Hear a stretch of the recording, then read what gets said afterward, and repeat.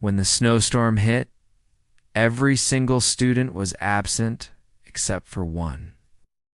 And when the teacher saw who it was, he decided to give him the full lesson.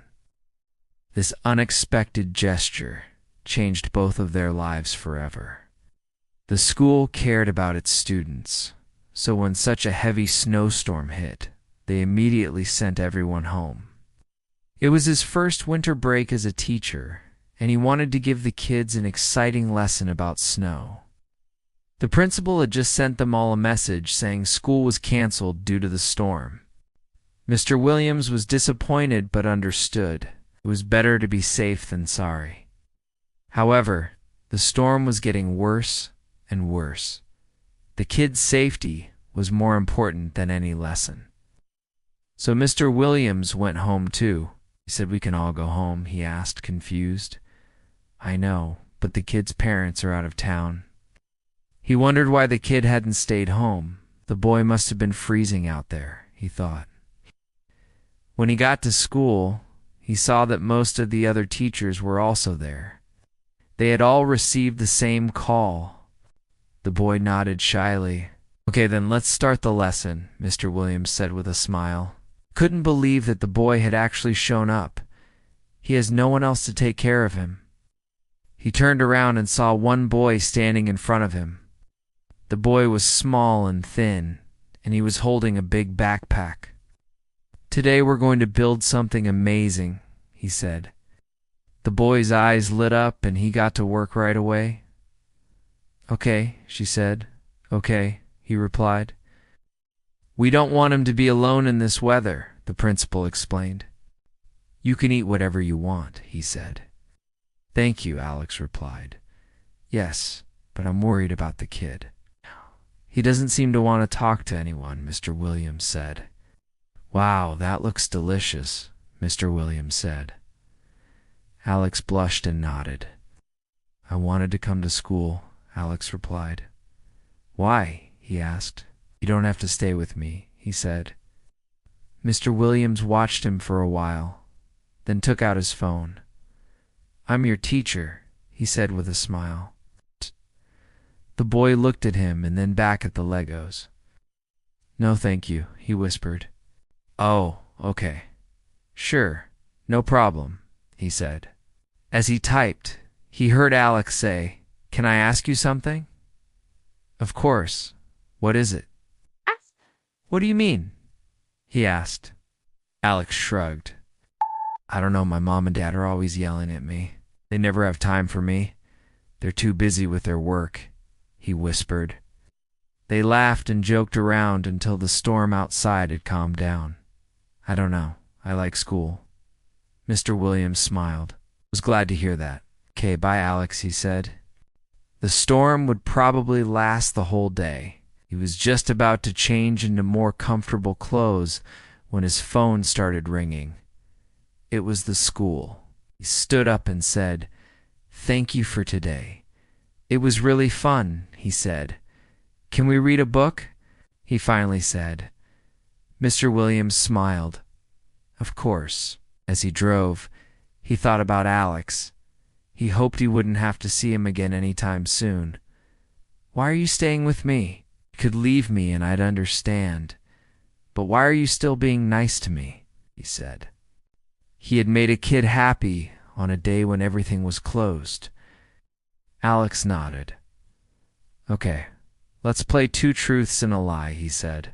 "I don't have any friends," he said. He told him about his parents and how they never had time for him. Told him about how he felt like he didn't belong there. He picked up a book about winter and read it to the boy. "Can I sit down and talk to you for a bit?" he asked. Even the teachers were supposed to stay at home that day. No one could have predicted what would happen next. When Alex was done talking, he said, "Alex, you're an awesome kid. Don't ever forget that," he said. Then he turned and walked away. He felt good about himself. He had made a kid happy. That was all that mattered. And because I like being a teacher, I like teaching, and I like my students, he said. He wished he could do something to help Alex, but he didn't know what to do. Mr. Williams continued texting. He had almost finished his message when he heard Alex say, "I haven't had anyone be nice to me in a long time. I'm so glad you're my teacher," he said. He knew he shouldn't force the boy to do anything, but he wanted him to have a good time. He was so focused that he didn't notice that the boy had stopped building. He turned around and saw that the boy was staring at the window. "Actually, I need you to come back to school. There's a kid who didn't get the memo that school was closed." Mr. Williams was a first-year teacher. He had dreamed of this job since he was little, and now he was actually doing it. When he arrived home, he took out his phone and checked his messages. "Hello," he said. "Yes, I know school is closed today." He took off his comfy sweater and put on his coat. He grabbed his keys and headed out the door. He went inside and sat down at his desk. Then he heard some footsteps. "Are you the only one?" he asked the boy. After a while, Mr. Williams got another call. It was the principal. "Is everything okay?" she asked. The principal sighed. "Well, if you think you need someone to talk to, then call me again." Then he went back to playing with the Legos. He built towers and castles and anything else he could think of. Mr. Williams felt bad. After a while, the boy spoke up. "My name is Alex," he said. "Nice to meet you, Alex." He opened his lunch bag and took out a sandwich and an apple. They ate in silence for a while. Then Alex spoke up again.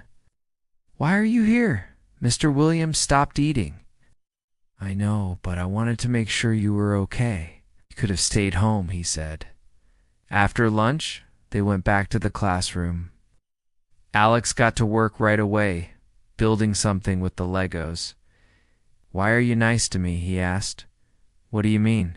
he asked, confused. Mr. Williams stopped typing and thought about his answer. "Because you're a good kid, Alex." Alex looked at him for a moment, then went back to building. Mr. Williams felt bad. He knew that some kids had it rough at home. They took turns saying 3 facts about themselves, 2 true and 1 false. When the principal got the all clear from the city that the roads were safe to drive on, she sent a message to the teachers telling them to go home. She knocked on Mr. Williams's door and said, "You can go home now, I guess," she said.